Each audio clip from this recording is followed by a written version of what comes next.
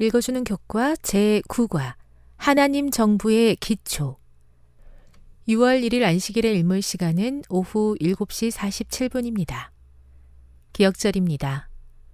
용이 여자에게 분노하여 돌아가서 그 여자의 남은 자손 곧 하나님의 계명을 지키며 예수의 증거를 가진 자들과 더불어 싸우려고 바다 모래 위에 서 있더라. 계시록 12장 17절. 집중적인 성경 연구를 통해 재림교인들은 하늘 성소의 지성소에 있는 율법의 중요성을 깨닫게 되었다.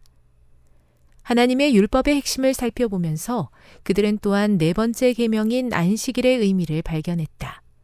이것은 다른 어떤 계명보다도 하나님이 창조주이심과 지구 역사의 마지막 때에 더욱 중요한 주제가 될 모든 참된 예배의 근원이 그분이심을 분명하게 밝혀준다. 처음부터 사탄의 목표는 하나님의 율법을 훼손함으로써 하나님을 경배하는 것을 회방하는 것이었다. 그는 하나를 범하면 모두 범한 자가 되는 것을 알기 때문에 사람이 하나님의 율법을 범하도록 부추긴다. 사탄은 안식일이 사람들에게 창조주가 누구인지 그리고 그분이 어떻게 경배받아야 하는지를 일깨워 주기 때문에 안식일을 미워한다.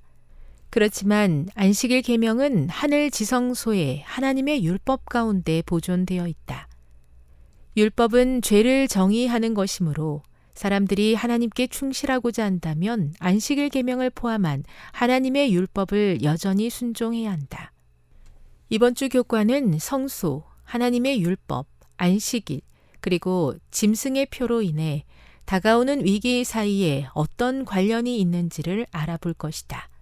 또 마지막 세대에서 안식일이 어떤 의미가 있는지를 살펴볼 것이다. 학습 목표입니다. 깨닫기.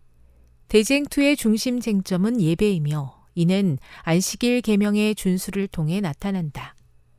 느끼기. 하나님의 계명은 변할 수 없으며 온 세계의 유익을 위해 주어진 영원한 법이다. 행하기.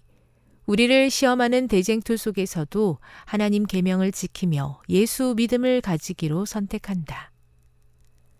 다음의 내용을 안교 그룹 시간에 함께 토의해 보십시오. 1. 어떤 일의 성공을 위해서 가장 중요한 것은 무엇이라고 생각합니까?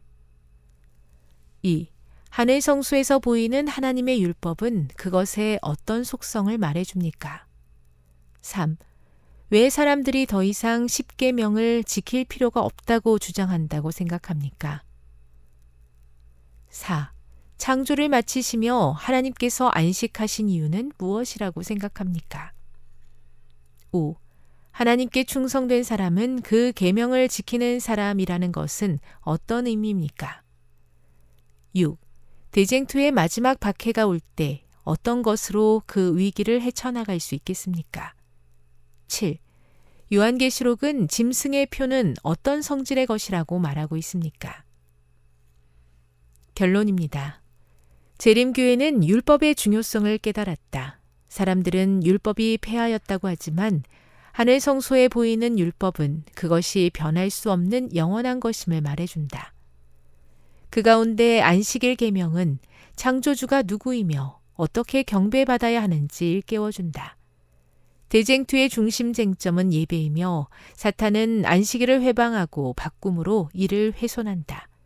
하지만 하나님께 충성하는 자는 예수의 믿음을 가지고 그분의 계명을 지킨다.